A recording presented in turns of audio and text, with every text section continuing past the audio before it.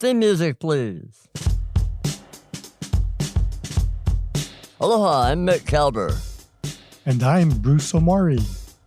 And you are on Hawaiian time. On Hawaiian Time is a podcast where Bruce and I talk story about life unfiltered here on the Big Island. Welcome to another episode of On Hawaiian Time. Bruce is joining me from his Extreme Exposure Gallery in Hilo. How's it?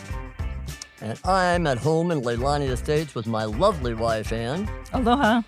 And our amazing producer, Tim. Hello. So over the past 3 episodes, we've introduced to you some of our family members. And on this episode, we're going to continue that trend. And on that note, I'll pass this over to Bruce so he can do today's honors. Today's guest is my cousin, Sage Takehiro. Sage is an English teacher at Kamehameha School in Keiao, and she is also a member of the world-renowned Hālau o Kekuhi, based right here in Hilo. Welcome, Sage. Thanks, guys, and Anne. Hi, Sage. Welcome. Hey, welcome. I only learned of the word Hālau recently. I haven't been on Hawaii very long. Sage, for people like me and mainlanders, could you just briefly explain what a Hālau is? So I'm going to chat you guys the word first so that you know how to say it correctly. H-A-L-A-U for people listening who can't see. Yeah, it's pala'u in Hawaiian.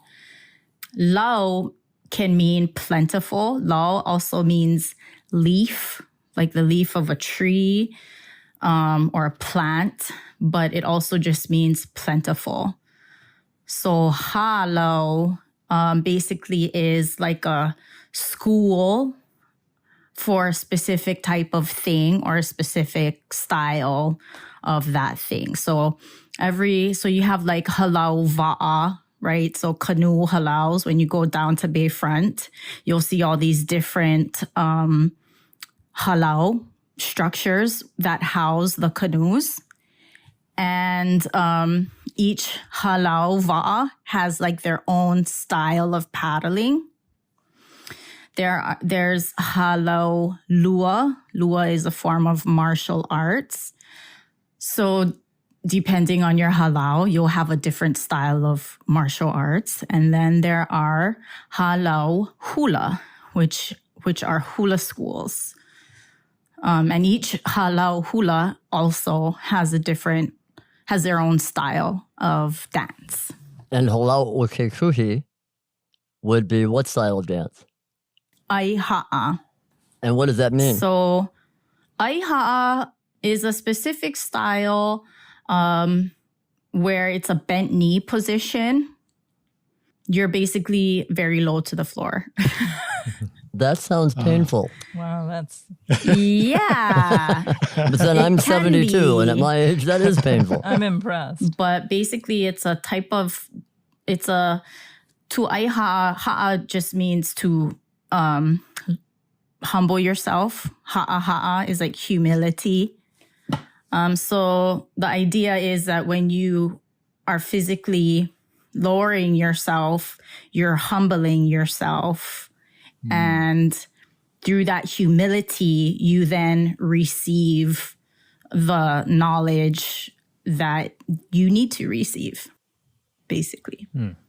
Cool. And stylistically, like for choreography, the choreography style of our Hālau requires you to be in a bent knee position because it's very fast. We're very fast dancers.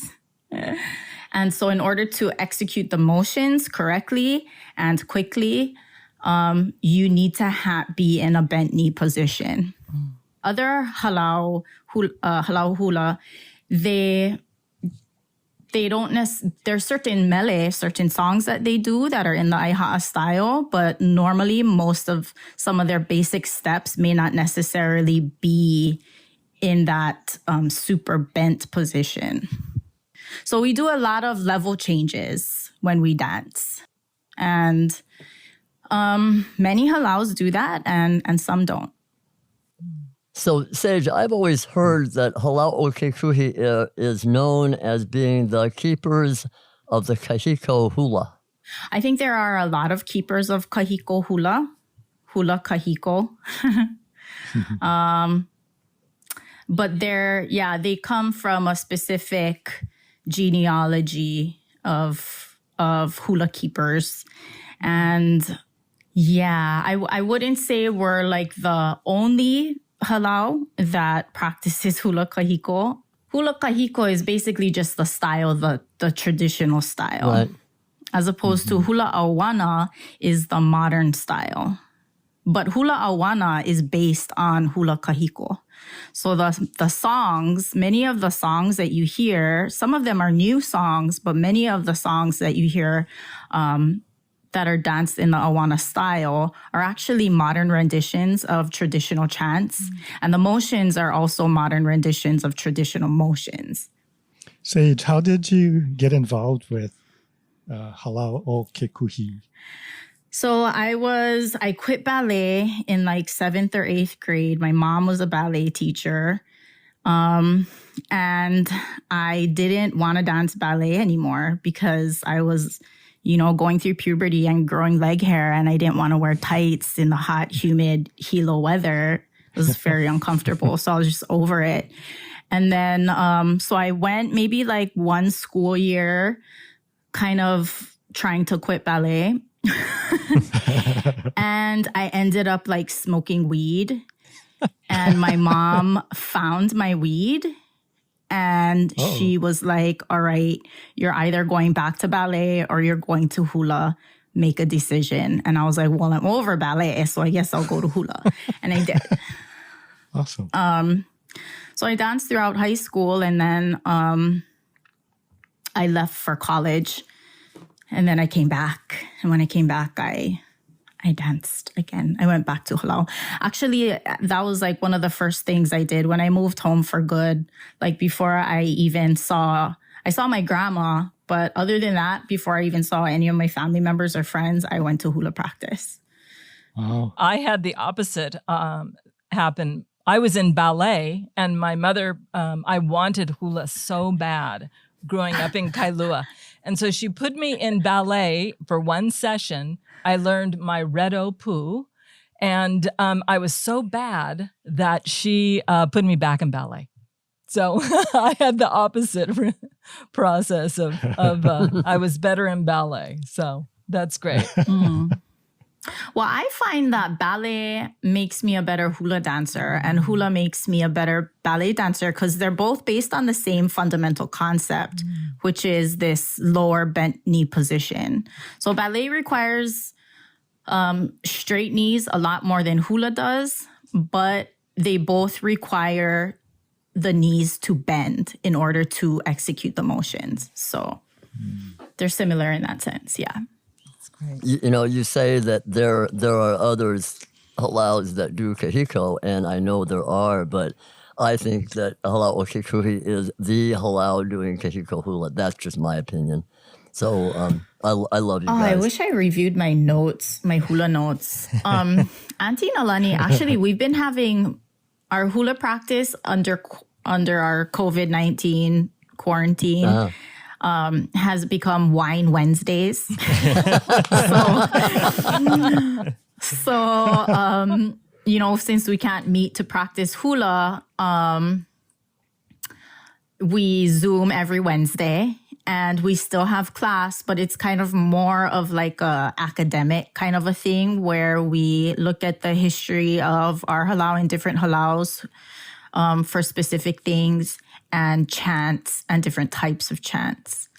And so I'm learning a lot through that. And she actually in our first Zoom, in our first Wine Wednesday, Auntie Nalani talked about that genealogy of the halau. I know this year we had to cancel Merrie Monarch. I'm wondering, what effect did that have on the halau? That was the night we were supposed to open with Ho'ike was our first Wine Wednesday class. So I think we probably will do something. I can't say right now exactly what that is going to be or when it's going to be, but we're still learning, and we're still expected to prepare our things as normal. That's great. Look forward to that. Yeah, it must have been heartbreaking for some of the Hālau and the dancers, because, I mean, you guys train for this event, I mean, like up to a year or sometimes even longer in preparation for a specific competition. So, yeah, it must have been hard. I'm sure it was hard especially for like the mainland Hālau, who fundraised and maybe even purchased their tickets and invested money into the trip. Yeah. That's very unfortunate for them. But I think overall, all of the participants pretty much understand that it wasn't worth the risk. Yeah, because a lot of people in our hula community are kupuna, elderly. It was kind of strange because that's how you know that something is serious, right? Like if they cancel, like when has Merrie Monarch ever been canceled? Thunder, lightning, storm. Yeah, right. We will dance. Right. Yeah. Has it ever? It never has been, has it? Yeah, I don't think it's ever been canceled. It's never been canceled, has it? No. How long has Merrie Monarch been going on? And just really briefly, for people who don't know, what is the essence of Merrie Monarch? Well, they can Google it. Merrie Monarch. Good idea. That's a cop out. They have a website, and I'm pretty sure the website could explain it better than I can. I know that our Hālau competed a little bit in the 70s. It started with, I believe, Auntie Dottie and Uncle George Naope. Actually, what the Merrie Monarch essentially is, so King Kalākaua, when he was the ruler of Hawaiʻi, he had like a birthday party that raged on for weeks and weeks. And he just threw a huge party at the palace, and every day there were different dancers.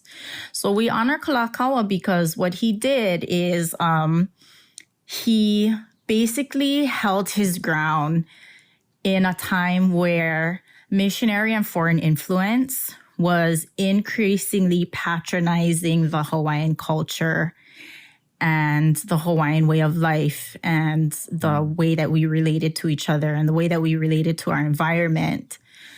And so at the same time, we were being met with diseases. So the same kind of situation that we're going through right now actually happened during Kalākaua's reign, the exact same thing. You have, except people now are nowhere near dying at the rate they were dying at the time. So you have like thousands and thousands of Hawaiians just dying from measles, smallpox, plague, even the common colds. So he was on a mission, and his mission was to ho'oulu la hui, which literally means to increase the race. Now you can use your imagination and figure out how that works. We are a PG show. And he was the Merrie Monarch, right? He sure was. And he was strategic about it. So genealogy in Hawaiian is super important. It's almost like they had genetic modification down to a science before genetic modification was even a thing. Because what they did was they strategically bred certain genealogies to produce the future leaders. So, and it wasn't just strategic as in who was going to hook up with who. It was strategic down to like the night that they would hook up, the place that they would hook up, the rock that they would hook up on, you know, like it was very, very detailed. Wow. So he was on a mission, and that's how his wife Kapi'olani, his sisters Likelike and Liliuokalani, they worked with the community to sort of get funding from investors. Liliuokalani and Kapi'olani traveled around the world, met different people. They worked in the communities. Kapi'olani started the Kapi'olani Maternity Home. And now it's called the Kapi'olani Women and Children's what is it called? Medical Center for Women and Children or something. Yeah. It's one of like the best hospitals to give birth at in the state. Like if you have birthing problems, they send you to Kapi'olani Hospital. So that hospital is in Oahu near Punch Bowl, downtown Honolulu. And she started that hospital because not only were they breeding Hawaiian children, they were also taking care of the mothers of the children and providing a facility for them to give birth at safely and to rear their children. And then Iliuokalani later started a school for children. And then you have her Hanai sister, Pauahi Bishop, who also started a school for Hawaiian children. So there was this mass effort on the leadership of Hawaiians to not only restore the culture, but also to restore the Hawaiian race. So none of us would actually be here probably if it wasn't for that guy who basically looked around and saw all these Hawaiians dying. And he was just like, well, all right, let's do this. Let's make some Hawaiian babies, and they even stashed some of them. There's a Star Advertiser. No, it's not Star Advertiser. What was Star Bulletin? It was before. In the 50s, there was a series that came out called Hidden Ali'i. And essentially what happened was the missionary cabinet or the missionary party that ended up overthrowing the government, they first stripped Kalakaua of his administrative authority to make decisions by telling him, you're going to sign this constitution that gives you no right to make decisions without us. Basically, you're just here to sign the paper. And Kalakaua, he was a huge guy. He was known to just like shoot people in the head over gambling disputes. He was not a person to be intimidated. And so the fact that he kind of gave into this is suggestive that Liliuokalani writes in her book that the missionary party was threatening for a revolution. So the constitution that Kalakaua signed is called the Bayonet Constitution, because he signed it to, save the people from a violent consequence if he didn't give the power over to the missionary cabinet. And so, yeah, it is pretty crazy. And so what actually happened in addition to the hospital is they ended up taking these families or these secret ali'i kids, and they took them to these hidden places. So like Waipio was one of them. We can talk about that later. Kauai, different parts of Maui. Like you have all these secluded, beautiful places on the islands, valleys, and all these kids went and were raised there. So they could be sort of hidden from disease, kind of, how we're quarantining ourselves right now. Like if you're trying to raise a nation and breed babies, you're not trying to raise them in downtown Honolulu where all these boats are coming in with diseases.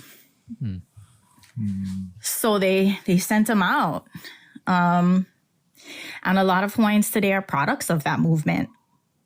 Wow. It's really interesting. I mean, a side story to that's kind of interesting and is my great-great-grandfather was a jeweler in downtown Honolulu.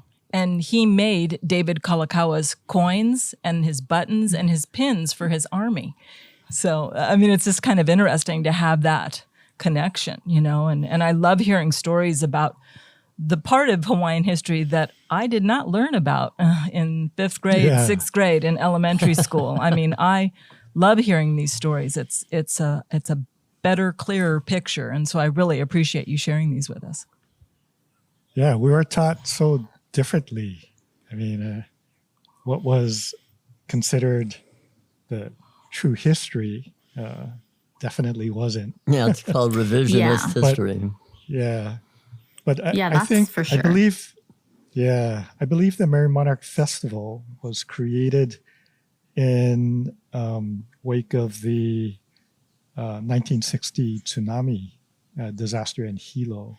I thought it was a way to, it was an effort to bring back economic vitality to the town of Hilo because, the town was ravaged. Well, that's exactly what it does. You have businesses Yeah, in it sure downtown does. Hilo who Sure. make their whole year's Yeah. salary off of Merrie Monarch. Yeah, Not this year. absolutely. Yeah. It's such an Yeah. important festival because just that event alone, I believe it's the most important cultural event in the state. And it perpetuates the art of hula, also music and the Hawaiian language. So just in that event itself, I mean, it's so significant to the Hawaiian culture. I mean, it's so beautiful too. I mean, it's, yeah. But Sage, the It's- story that you just told us, what's the connection from that story to Merrie Monarch then?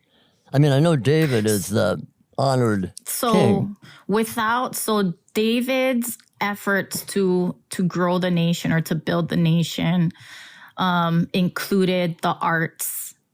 And so at a time where, and that's why the missionaries took his power away from him, because they saw all the parties and they saw the hula and they were like, these people are savages, sacrilegious.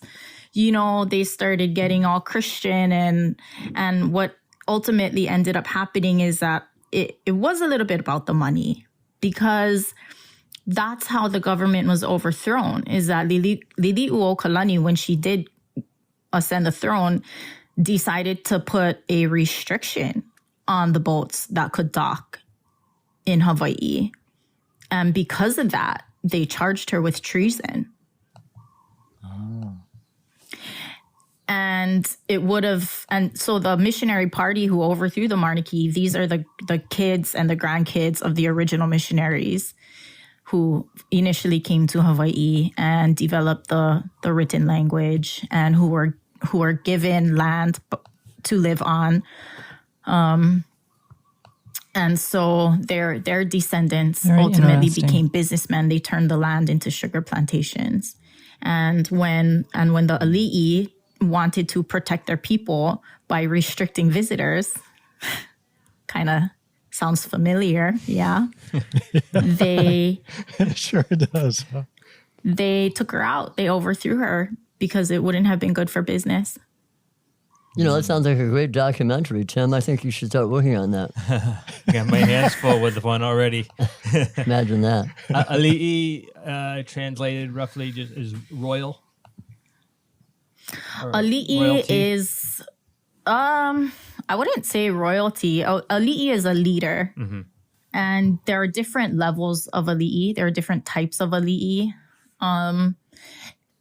You could become an Ali'i. You could be born an Ali'i. Most Ali'i were born Ali'i. They were planned, prior to their birth, like their conception was planned. Mm-hmm. Wow. And so when you hear the word Ali'i, there is it's kind of, I don't want to use the word sacred, but it's kapu in the sense that the Ali'i or the leader would have so much investment in that person prior to them assuming the leadership position. And there were a lot of requirements too. Like they had to be very high. Their genealogy had to be highest of highest ranking genealogies. I know that Ali'is were bred specifically to be leaders. You know, just to extrapolate a little bit here, we've been talking about when they reopen the airlines and they bring and visitors from all over the world come back to Hawaii.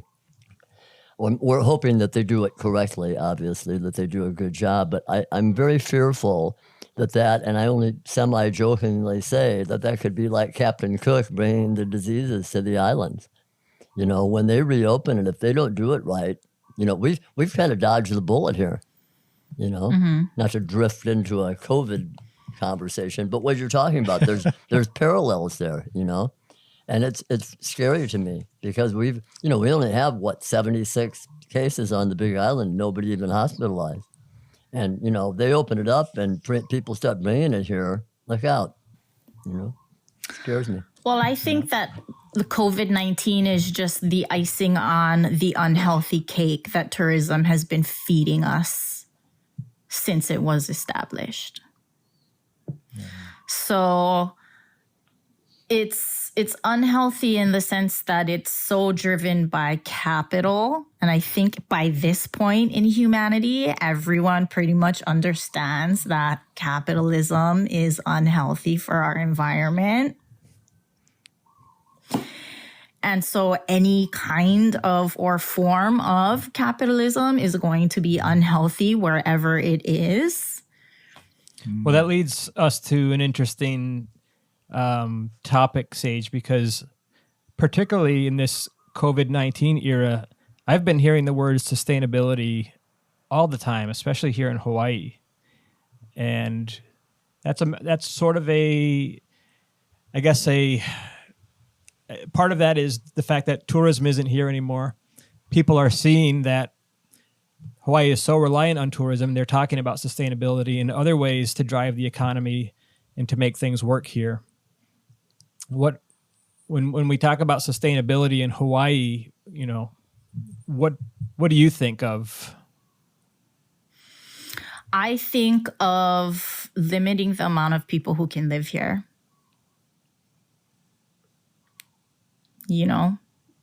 It's a hard truth for some, but it's the reality.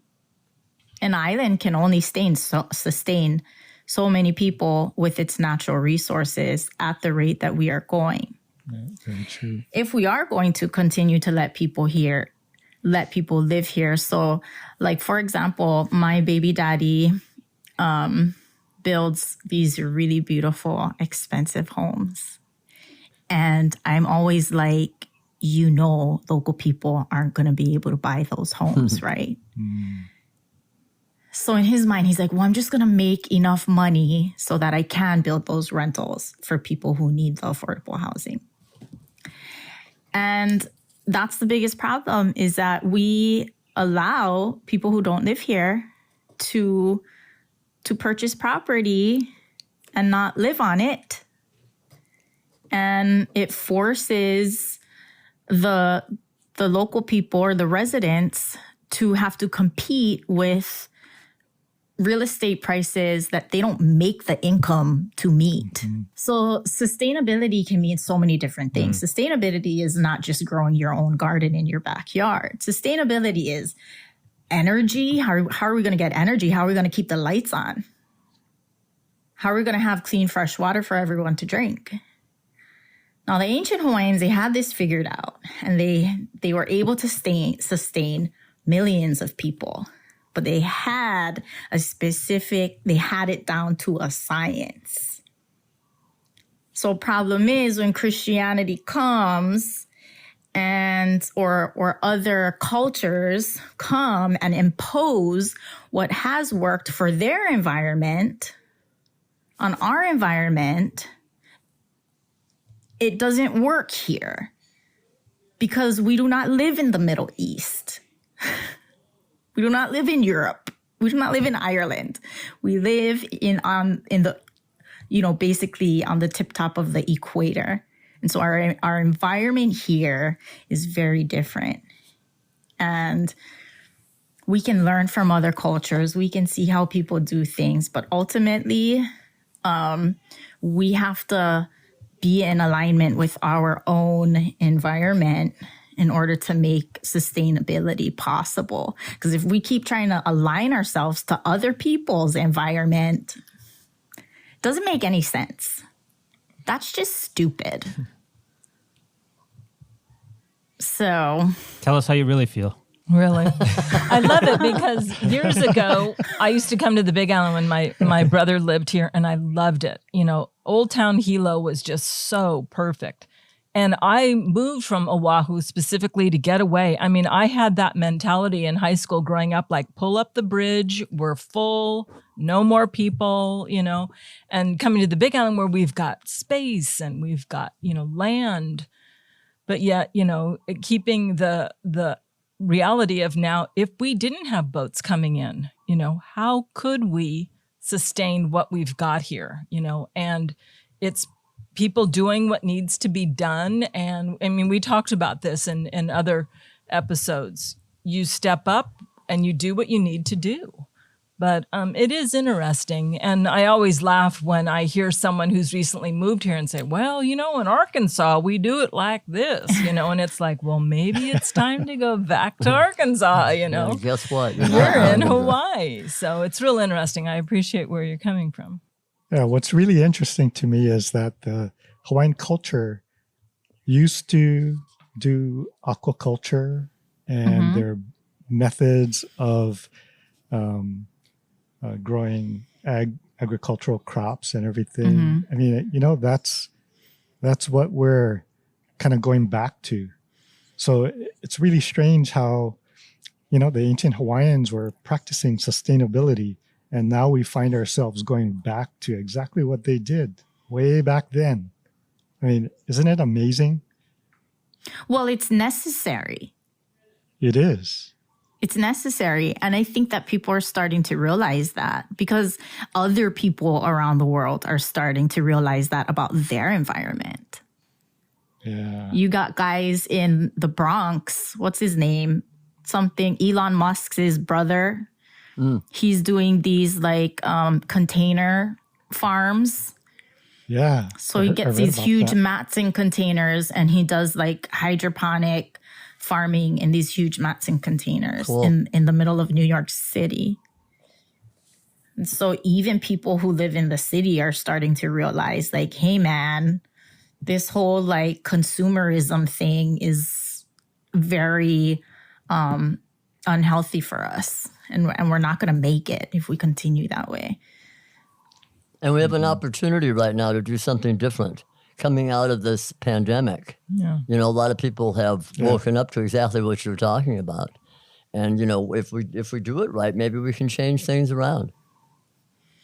Yeah, I think a lot of people are waking up, and it's hard because we're evolving, right? So, my grandmother was the first generation of people born in Waipio Valley to leave the valley. Wow. And then there was my dad, and she took my dad and raised him in Honolulu, where he, went to high school there and stuff. And they would come back and visit and everything, but he actually didn't start going back to the valley until after she passed away. But I think it's this dependency on consumerism, and everyone's guilty of it. Everybody's guilty of it. And I think we just don't know how to not be dependent on Clorox wipes.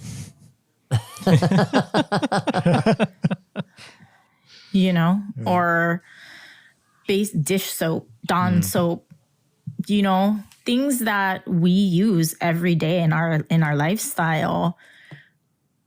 Sustainability means also being able to wipe your ass without having to depend on, a boat bringing in the toilet paper for you.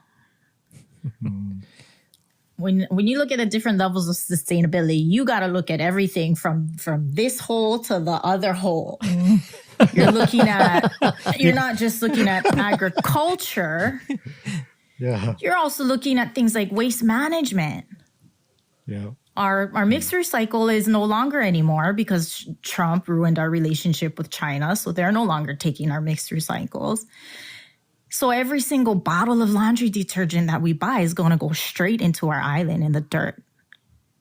Our daughters will live on a tampon hill because everything that we buy is going to get buried in our land. And that's really dangerous. And I don't know if people have really thought about that. Because I go to Target to buy diapers for my kid on the weekend, and that place is raging. Mm-hmm.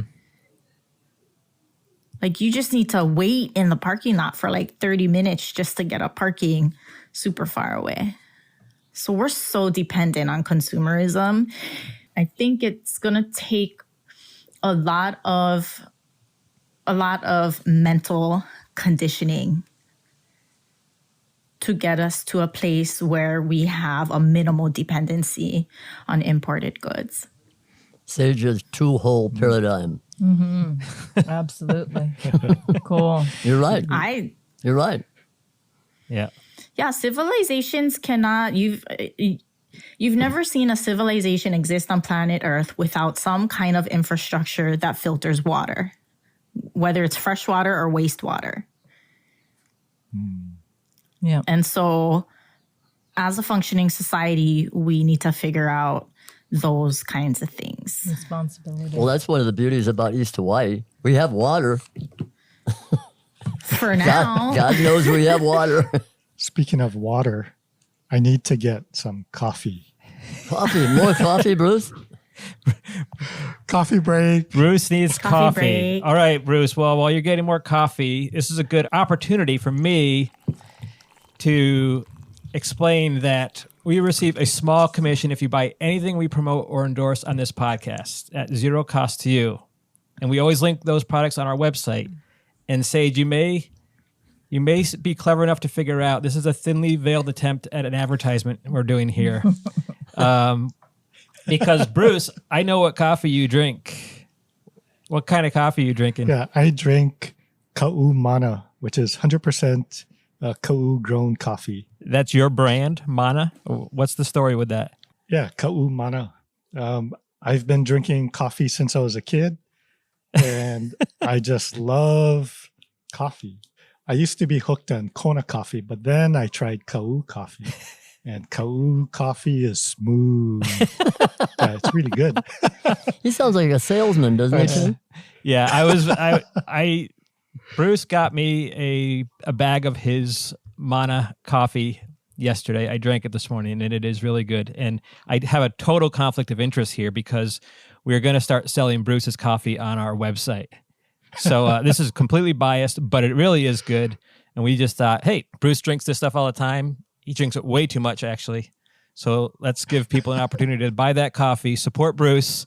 And Bruce has been so generous. He's going to give $5 a bag of any coffee he sells to the On Hawaiian Time podcast. Wow. But Tim, Thanks. where can we find that coffee?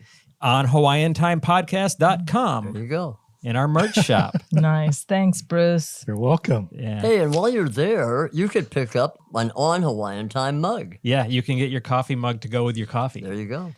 Nice. When we started this podcast idea and we were looking for an appropriate title, the On Hawaiian Time title was a suggestion, and I wanted to run it by someone who was immersed in the Hawaiian culture, just to make sure that the title was pono or good.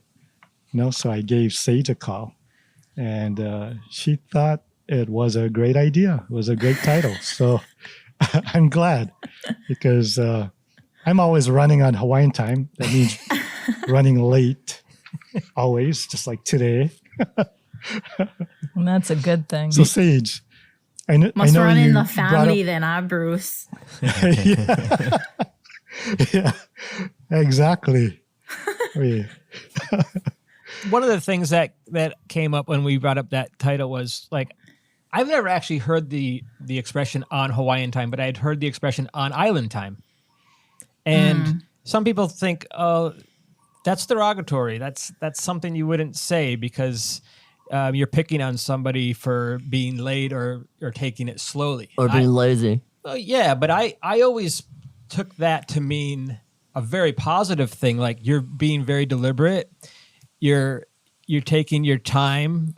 You're taking in the environment. You're breathing, and you're sort of unplugging and unwinding a little bit. I always thought that was a positive thing. And then I don't know. I heard at some point that maybe it's not. I think it just depends on intention, I've never heard it. I personally don't know anyone who has been offended by it. I could see if their stereotype of implying that Hawaiians are, always late as people, that could be offensive. But there's actually a science behind it. Have you guys thought about that? Ooh, sounds good. I hadn't. No. So you know that where we are in the Pacific Ocean,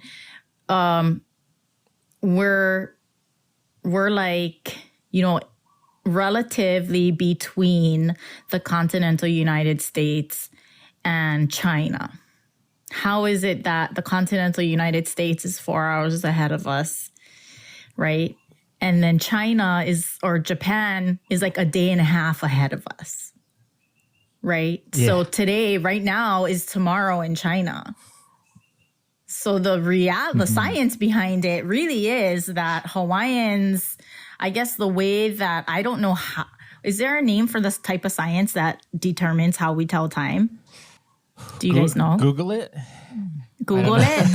I don't know, but I know that how they count the days, right? So time is basically each degree that the Earth rotates is a minute.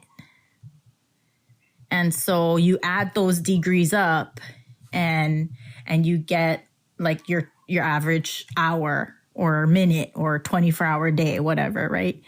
I'm not sure exactly what the correct terminology is for it, but as the Earth rotates, it creates, that's how days are created.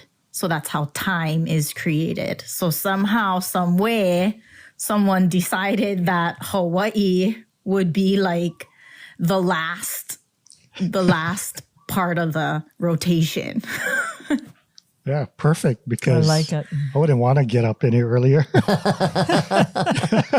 Now you're talking. Thank goodness we don't have daylight savings time or any of that. Horology is the study of time, according to our friends at Google. Cool. Nice.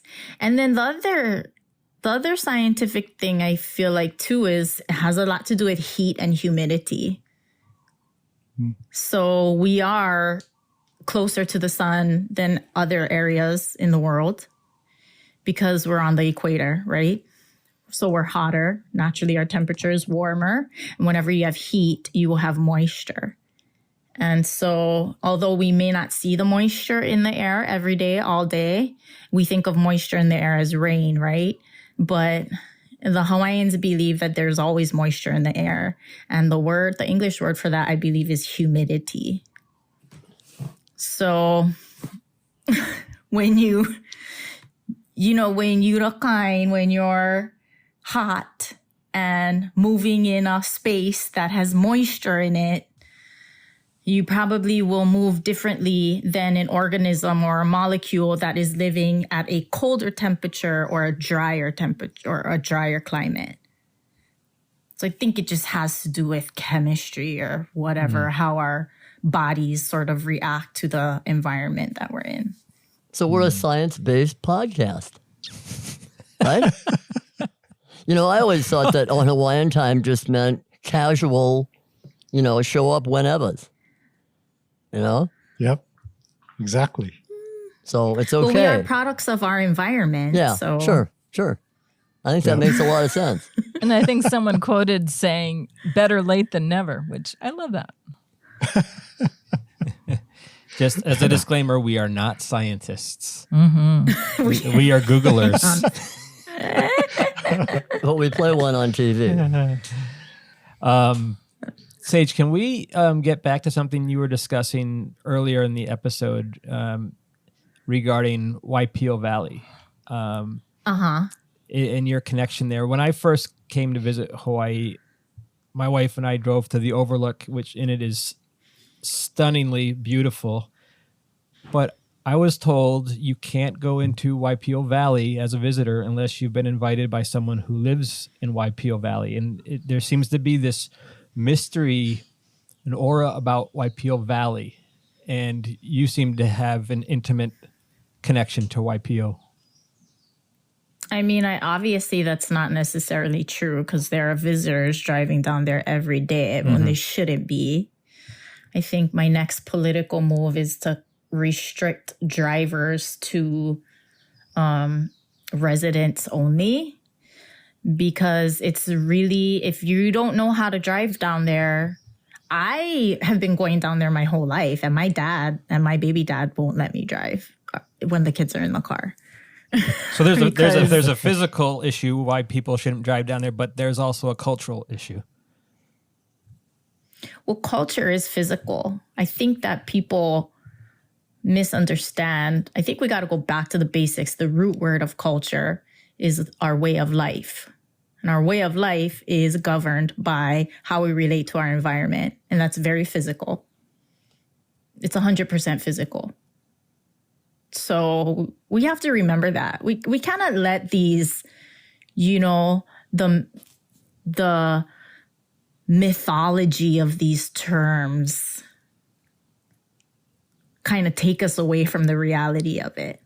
Everything, I think, even in the Bible, it's like, okay, well, don't have sex outside of your marriage, obviously, because you're going to get STDs and spread them around, right? So when you don't have condoms or abortion or whatever, abstinence, they say, is the key, right? Or just pick one and roll with it so you don't spread your diseases all around. And then people just think, oh, it's superstition or it's religious, but every religion, every culture is based on practicality, and that is based on your physical relationship with your environment. Well, why is it as a visitor or a tourist, people won't tell me don't go to Hapuna Beach, but they'll tell me don't go to Waipio? Because Hapuna has a paved parking lot that you can drive into. Right. And walk down.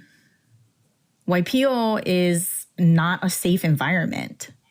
If you don't know what you're doing, you could get really hurt.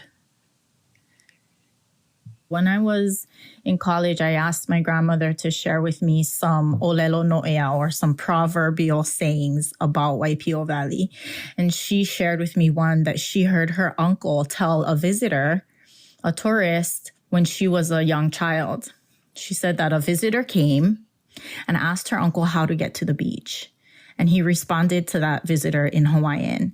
And he said, "Pau hi'o, pau po'o," which means that if you go into the water, your head is going to snap and you're going to die. And that visitor... Wow. All right.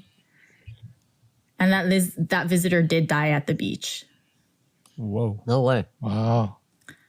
Because the valley, the water that comes down the valley goes out into the river.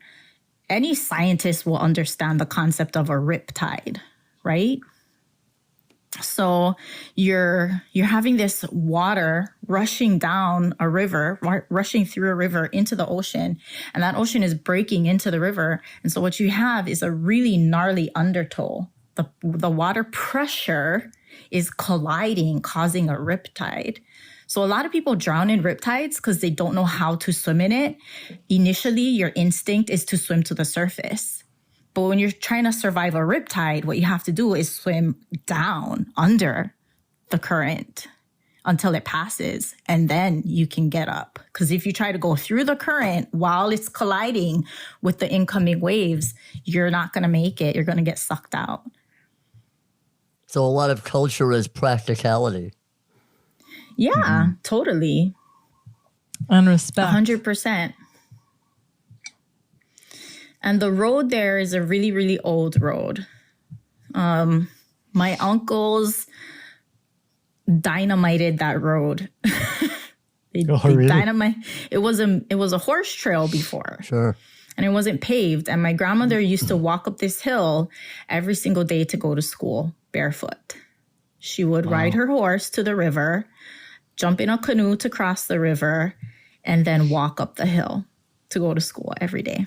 And then walk back home. Wow. And her aunties would pick her up on the horse and take her back home. Wow, that's amazing. Wow, that's crazy. At what point, I mean, I've heard there was a huge population in Waipio. How many people were living there at probably Millions. Millions. Wow. Really? Because it wasn't only Waipio, it was Waimanu. So my family actually comes from Waimanu, which is the next valley over. Wow.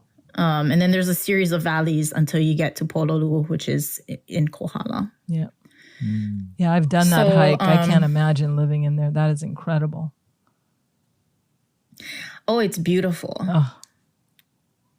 Well, if DLNR keeps taking care of that public toilet, it'll stay beautiful. But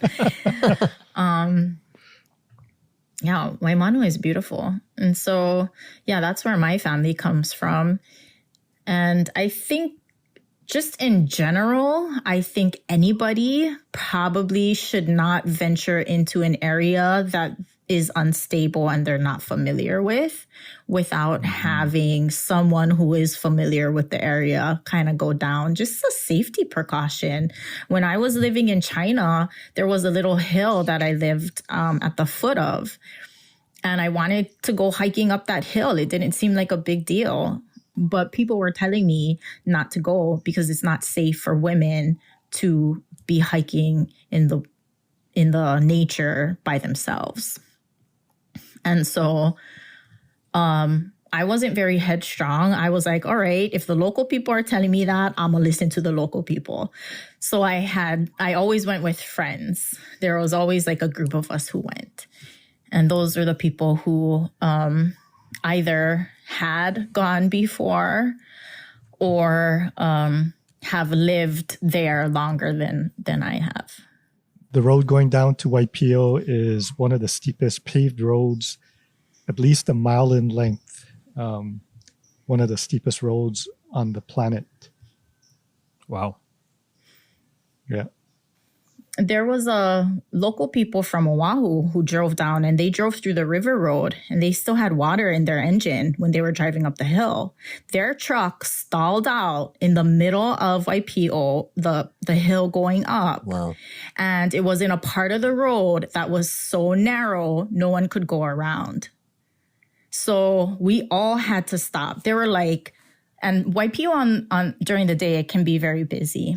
So there was at least like 4 or 5 cars behind. 2 of them were ours. And then the other 2 came up behind. So if that truck would have started rolling down the hill, we all would have been wiped out. So when you go, living on an island, like thinking about your own safety is ignorant because what you do impacts other people. Yeah. It's like Thinking drinking and about driving. yourself. Exactly. Yeah, it's like drinking and driving. It's like people think, nah, I'm good to drive. I'll be okay. Really? Well, what about the other people on the road that you might be swerving into? Yeah, so selfish. What is, Sage, what is your favorite place on the Big Island? What is your favorite? My favorite place on the Big Island? YPO.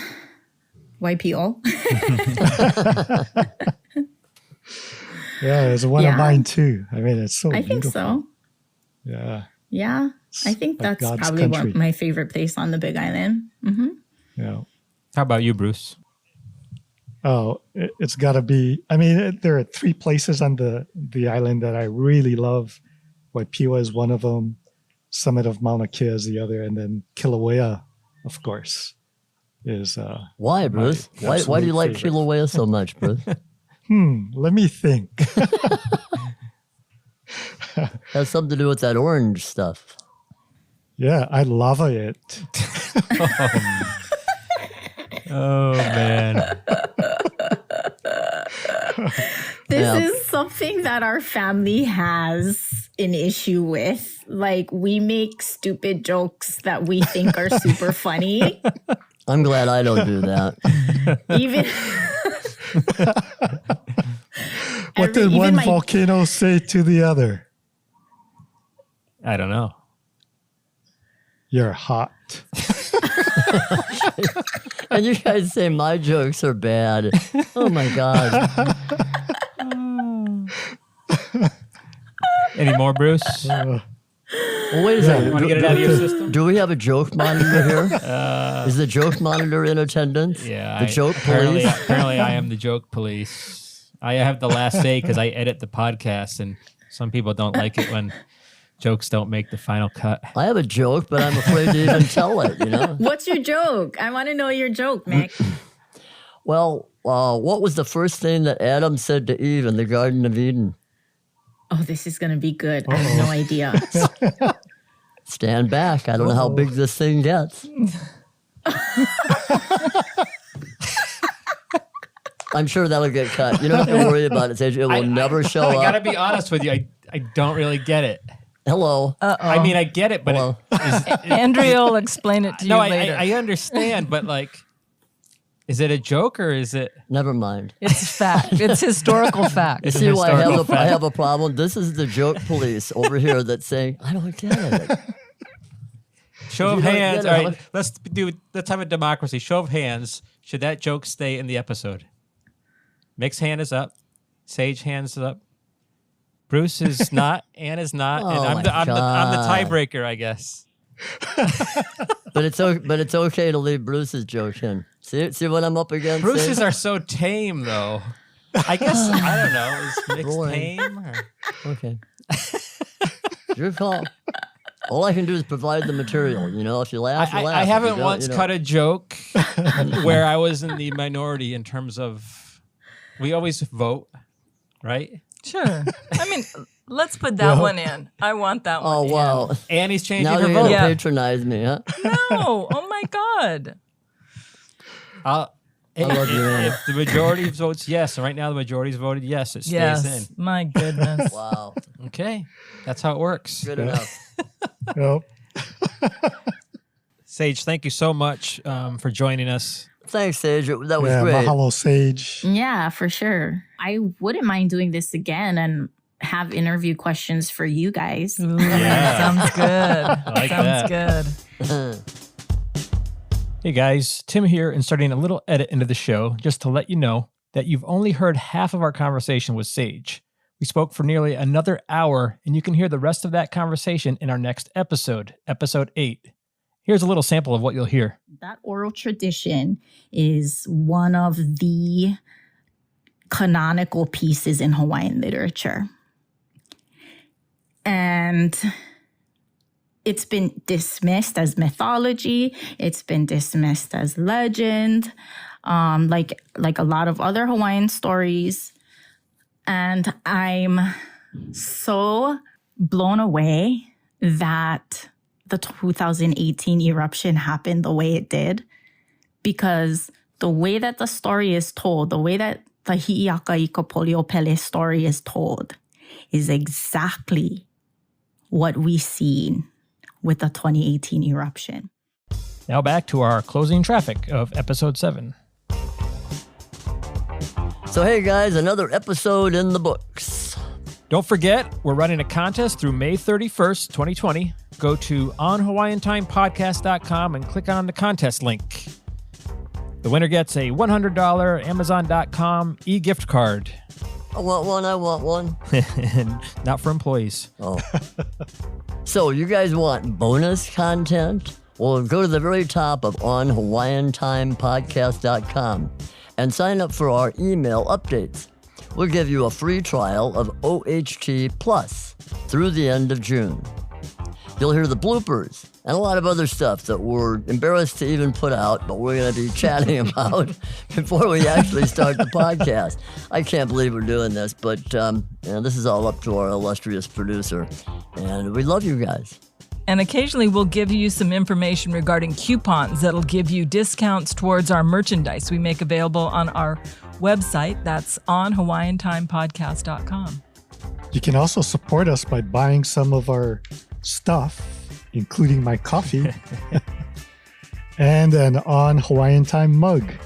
Click the merch link on our website.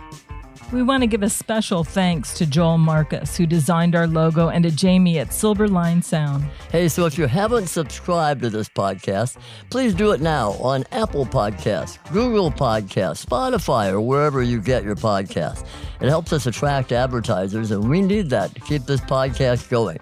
I'm Mick Kalber. I'm Bruce Omori. I'm Ann Kalber. I'm Tim Coakley. And you've been... On Hawaiian Time. Aloha.